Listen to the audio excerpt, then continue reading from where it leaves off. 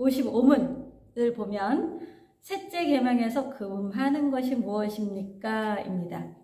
셋째 계명에서 금하는 것은 하나님께서 자기를 알게 하시는데 쓰시는 것은 어떤 것이라도 그것을 모독하거나 남용하는 일입니다. 이렇게 되어 있는데요. 하나님께서 하나님을 나타내시기 위해서, 하나님을 사람들에게 알리기 위해서, 하나님을 계시하시기 위해서 쓰시는 것들이 있지요. 그것이 주로 어떤 것일까요? 하나님의 칭호, 하나님의 속성, 하나님의 규례, 하나님의 말씀, 그리고 하나님의 어떤 행하심, 이런 것을 통해서 하나님은 하나님을 알게 하고 하나님의 백성들에게 하나님의 하나님 되심을 나타내십니다. 그런데 이렇게 하나님의 하나님 되심을 나타내는 것을 모독하거나 남용하는 것, 그것은 하나님의 이름을 망령되이 일컫지 말라라는 그 말씀에 위배되는 것이다 라는 거죠. 말라기 2장 2절에서는 여호와가 이르노라 너희가 만일 듣지 아니하며 마음에 두지 아니하며 내 이름을 영화롭게 하지 아니하면 내가 너희에게 저주를 내려 너희의 복을 저주하리라. 내가 이미 저주하였나니 이는 너희가 그것을 마음에 두지 아니하였음이라 라고 합니다. 자, 이것은 하나님이 저주하기 위해서 하신 말씀일까요? 복주기 위해서 하신 말씀일까요? 복주기 위해서. 네, 이런 저주받을 일은 하지 말아라. 저주받을 것은 이러한 거다라는 건데요. 곧 뭐냐 하면 하나님의 이름을 듣지 않고 하나님의 이름을 마음에 두지 않고 또 하나님의 이름을 듣지도 않고 마음에 두지도 않으니까 어떻게 할까요? 함부로 대하게 되겠죠. 그래서 영화롭게 하지도 아니하면 너희의 복을 저주하리라. 이유는 하나님의 이름을 마음에 두지 않았기 때문이다. 곧 하나님의 이름을 경건한 마음으로 구별되이 사용하라라는 것이죠. 네, 제가 중학교 다닐 때 저희 동네에 교회가 생겼습니다. 저희 동네는 저희 중학교 때 생긴 마을인데요. 그러면서 교회가 생겼는데 초등학교 때 친구들이 그 교회를 많이 드나들었어요. 근데 이 초등학교 때 그 친구들이 꽤 범생인 착실한 애들이었는데 저희 때는 중학교쯤 되면 이제 사춘기였잖아요. 중2. 그래서 이 중2병에 애들이 걸려가지고 교회를 다니면서 아주 불량스럽게 이렇게 돌아다녔어요. 그래서 이제 그때 시샘말로 날라리다 이렇게 이제 사람들이 부르는 애들이 되어버렸는데 이제 그 친구들이 저한테 교회 가자고 얘기를 하겠죠. 저희 집이랑 교회랑 뭐 몇백 메다 안 떨어진 곳에 있으니까. 근데 제가 교회 가자라는 말을 그 친구들로부터 들으면서 마음속에 있었던 생각이 뭐냐 하면 니네가 믿는 하나님이라면 나는 믿고 싶지 않다 라는 거였어요. 자, 왜 제가 그런 생각이 들었을까요? 그들의 삶, 그들의 말, 그들의 행동을 보니 하나님은 내가 하나님을 모르지만 적어도 어떤 그 구별된 인간과는 다른 하나님의 모습을 볼 수 없었다라는 거죠. 오히려 별로 사람답지 않다. 우리는 다 그렇게 질풍노도의 시기를 겪어가면서 사람 되어 가지만 그때 이제 제가 보는 눈에서는 그런 생각이 들었다라는 거죠. 근데 이제 중학교 때 학교 친구와 고등학교 때 친구가 있었는데 얘네가 굉장히 믿을 만한 신실한 친구예요. 근데 얘가 교회를 다니는 거예요. 그러니까 그 친구들을 보면서는 제가 그런 생각을 한 거죠. 쟤네가 믿는 하나님이라면 나도 그 하나님 믿고 싶다. 이런 생각이 들었어요. 하나님은 하나님의 사람들을 통하여 하나님을 나타내시는 것을 굉장히 기뻐하십니다. 하나님의 사람들이 하나님에 대한 바른 마음 자세를 가지고 있지 않고 하나님을 사랑하는 마음, 하나님을 존경하는 마음을 가지고 있지 않다면 우리의 말과 행실은 저 사람이 믿는 하나님? 나는 믿고 싶지 않아 라는 생각이 들게 할 그런 말과 행실이 될 것입니다. 하나님께서 성도들을 하나님을 나타내 하나님을 모르는 사람들에게 알리도록 사명을 주었다라는 것은 사실 굉장히 어떻게 보면 하나님이 어떻게 그렇게 가감한 일을 했을까, 인간을 뭘 믿고, 이런 생각이 들 정도로 하나님을 믿는 사람에 대한 굉장히 놀라운 기대를 하신 것이고, 또 하나님을 믿는 사람들에게 아주 놀라운 특권을 주신 것이죠. 하나님이 나를 통해서 하나님을 나타내시고자 한다니, 이렇게 생각을 한다면 우리가 그런 생각을 하는 한은 정말 우리의 온 매무새를 새롭게 하고 얼굴 표정도 뭔가 달리 하겠지요. 지금 내가 만나는 사람을 통해서, 지금 내가 스쳐 지나가는 사람을 통해서 하나님을 알리시기를 원한다. 통해서가 좀 바뀌었네요. 나를 통해서 지금 내가 마주하는 사람, 나를 통해서 지금 내 곁을 지나가는 사람, 나를 통해서 나와 지금 대화를 나누는 사람, 그 사람에게 하나님을 알리길 원한다. 이러면 굉장히 우리가 다른 태도로 살아갈 수 있지 않을까. 그런데 우리는 그런 하나님 존전 앞에서의 의식도 없고, 하나님이 나를 통해서 하나님을 모르는 누군가에게 하나님이 어떠한 분이신지를 나타내 보여주시기를 원하신다라는 의식이 너무 없이 살아가고 있지 않나, 이런 생각이 듭니다. 하나님은 하나님을 모독하거나 하나님의 이름을 남용하는 성도들, 그들에 대해서 오늘 말라기 2장 2절 말씀을 보면 저주를 내려 너희의 복을 저주하리라.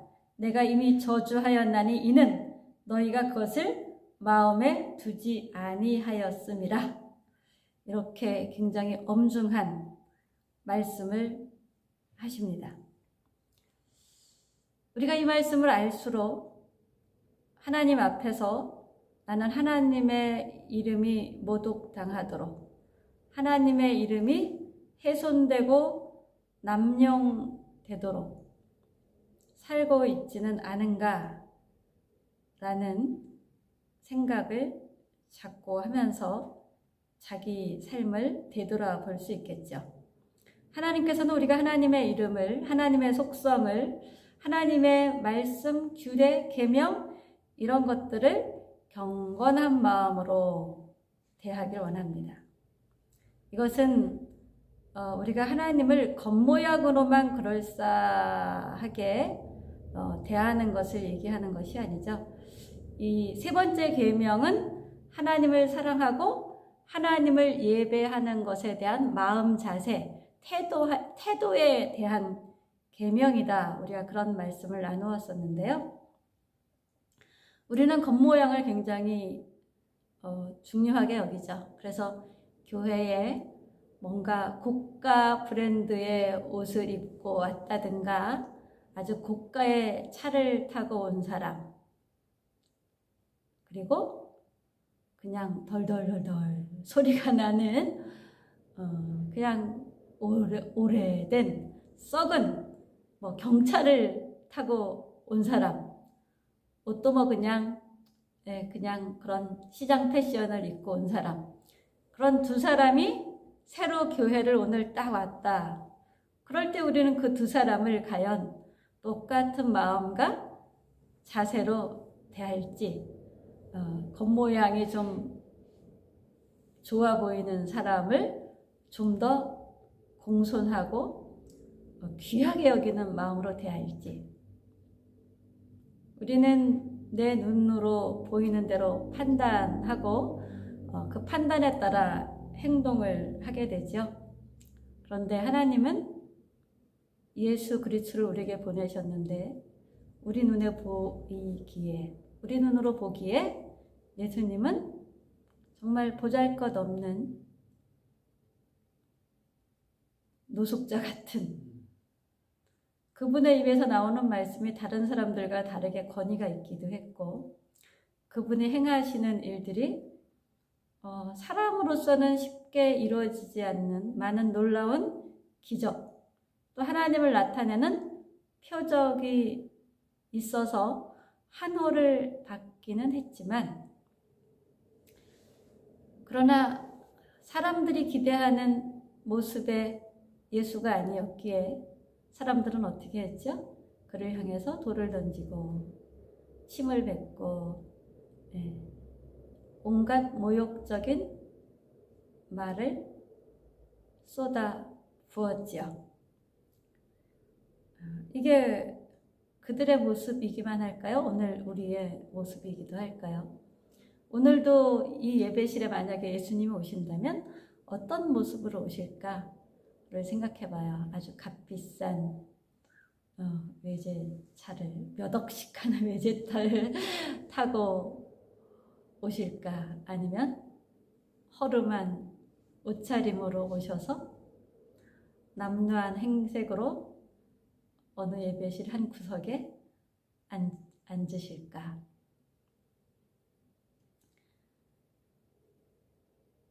우리는 겉모양을 중요시 여기고 거창하게 보이는 예배실, 그리고 뭔가 엄숙해 보이는 예배 형태, 그 속에서 마음을 숙연하게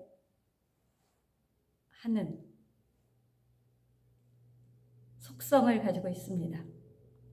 그런데 사실 그런 겉으로 나타나는 형태, 거창한 예배실, 이런 것들은 믿음의 실상은 아니에요. 그것은 언젠가 없어질 것이죠. 그냥 임시적인 요소에 지나지 않아요. 저희 교회가 뭐 작긴 하지만, 이쁘다고 사람들이 좋아하지만 이 교회 건물이 영원할까요? 아니잖아요. 이거 언젠가는 없어질 건물이에요. 그러면 없어지지 않을 남는 것, 그것이 실상이겠죠. 없어지지 않을 남는 것이 실상이고, 언젠간 없어질 것은 허상에 지나지 않는데, 우리는 눈으로 보이는 어떤 것이 실상이라고 생각하면서 그 허상에 지나지 않는, 그러나 실상이라고 생각하는 그것에 집착하고, 그래서 실상, 없어지지 않을 실상을 간과하고 소홀히 하기 일쑤입니다. 그런데 이런 우리의 삶의 자세는 사실 크리스찬의 삶의 자세라고 볼 수는 없습니다. 타종교 같은 경우는 어떤 제의, 그들이 정한 어떤 법, 신에게 드려야 하는 어떤 제물, 신에게 드리는 어떤 행위, 이런 것들이 굉장히 우선이 되죠. 그리고 그것을 근거로 신 앞에 나아간다고 생각을 하는데, 하나님은 그런 하나님이 아니죠. 하나님은 먼저 우리를 찾아오신 분이고, 하나님을 믿는 자들은 예배나 율법을 지키는 것으로 하나님을 가까이 하는 것이 아니라, 하나님의 너무나도 놀랍고 큰 사랑을 받았기 때문에 그 사랑에 감사하여 하나님께 굴복하는 것이 예배예요. 그 사랑에 감사하며 그 사랑이 너무나 좋아서 그 사랑을 찾아 나가서 하나님을 만나는 것, 이것이 하나님과 소통하는 것이죠. 그래서 하나님을 사랑하기 때문에 예배하고, 하나님을 사랑하기 때문에 예물을 드리고 하나님을 사랑하기 때문에 하나님이 사랑하시는 이웃과 나눔의 삶을 사는 하나님을 사랑하면서 나오는 자발적인 사랑하는 사람으로서의 책임지는 삶, 이것이 크리스찬의 삶입니다.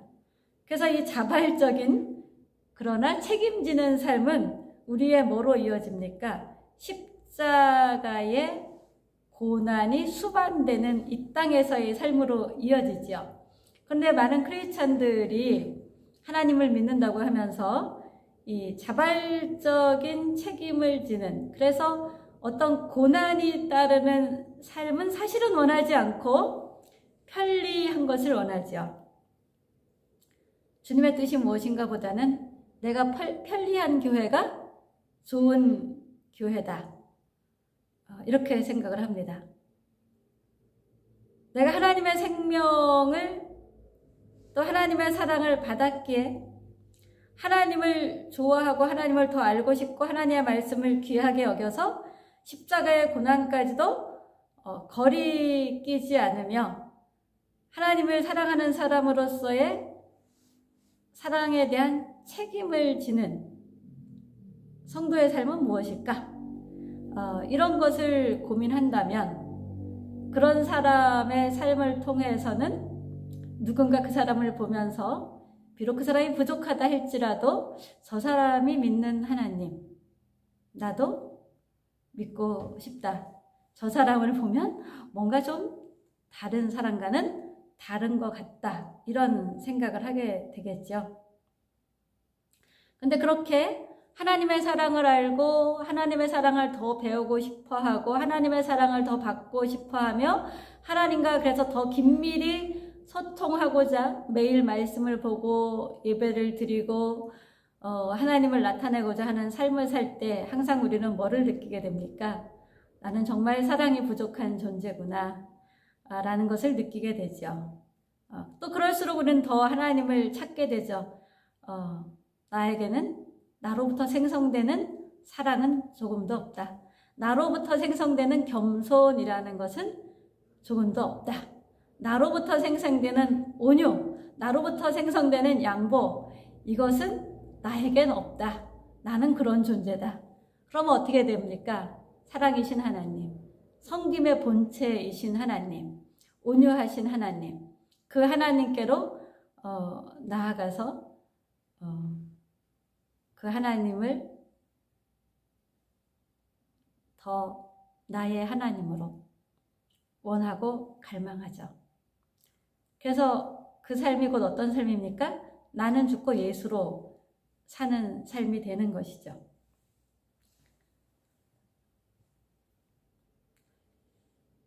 어떠십니까? 예수를 더 배워가는 삶.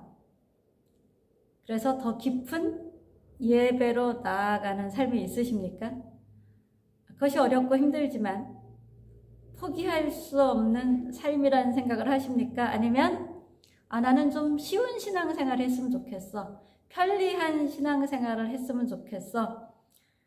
불편한 건 너무 싫어. 세상도 불편한데 교회까지 와서 불편하면 되겠느냐. 이런 생각이 있으십니까? 하나님은 더 하나님을 알고자 하고 더 하나님을 사랑하고자 하는 그 사람을 찾고 또 그 사람을 만나 주시는 하나님이죠. 그리고 더 하나님을 사랑하고 알고자 할수록 우리는 누군가를 더 사랑할 수 있고 누군가를 더 이해할 수 있고 누군가에게 대해서 더 겸손할 수 있는데, 그러나 그럴 때마다 우리는 어디에 부딪히느냐? 나의 한계에 부딪힙니다. 그래서 그 한계 때문에 편리한 신앙생활만 추구하는 사람보다 훨씬 더 오늘 쩔쩔매며 살아갈 수 있습니다. 오늘의 삶이 그렇게 쉽게 호락호락하지 않는 삶을 살 수 있다라는 거죠. 내 마음으로 누군가를 진정으로 사랑해야 되고 내 마음으로 누군가를 진정으로 이해하게 되고 내 마음으로 누군가를 진정으로 섬긴다는 것, 우리는 그게 너무 안 되는 사람들이라 계속해서 누군가를 사랑하고 섬기는 데는 쩔쩔매는 인생살이가 있게 됩니다.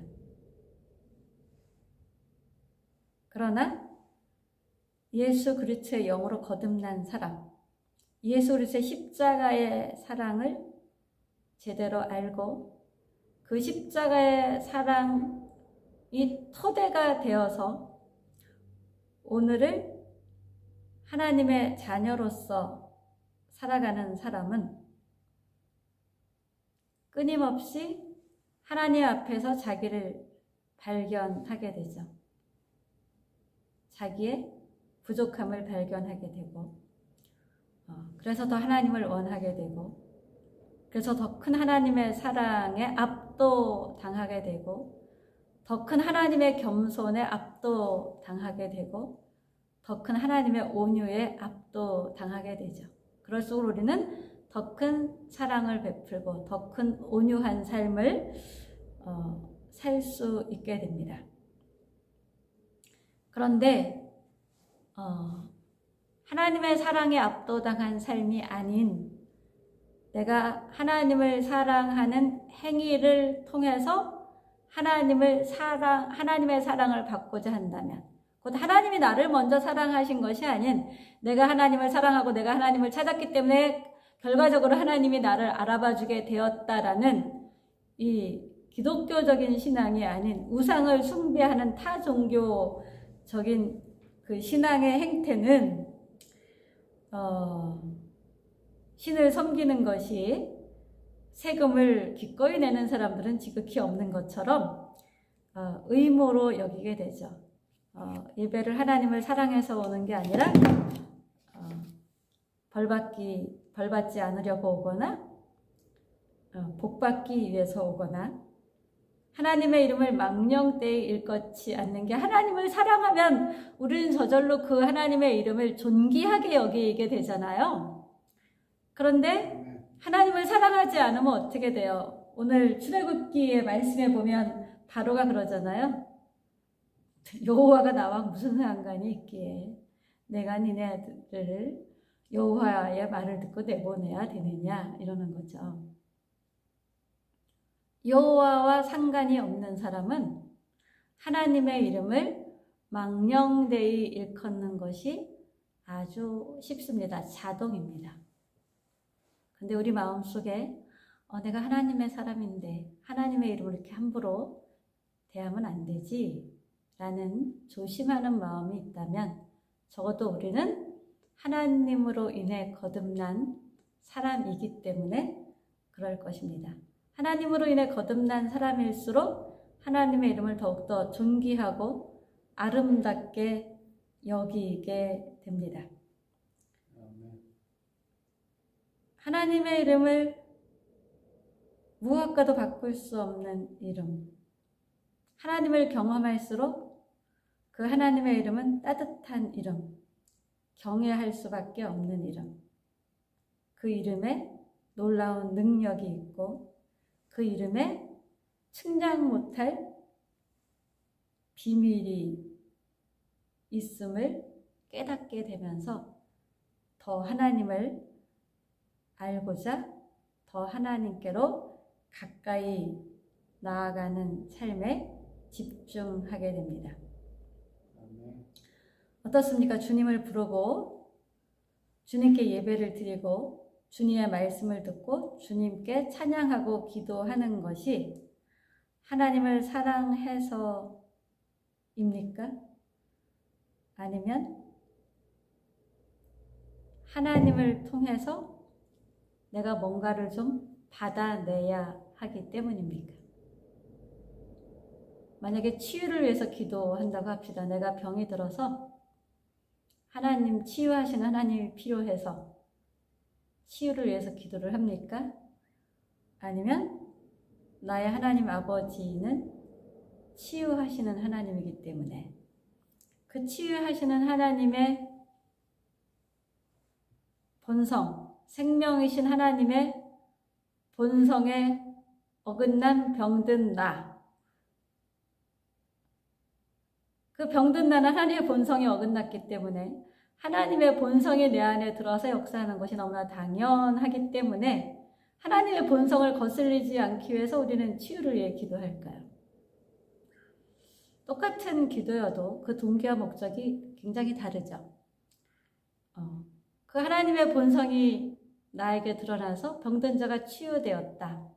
그래서 병든 자가 치유된 걸 통해서 하나님의 본성이 이런 분입니다. 하나님이 이렇게 행하시는 분입니다. 라고 하나님을 나타내는데 포커스가 있느냐? 내가 이만큼 기도했더니 내가 3년을 기도했더니 병이 나았어.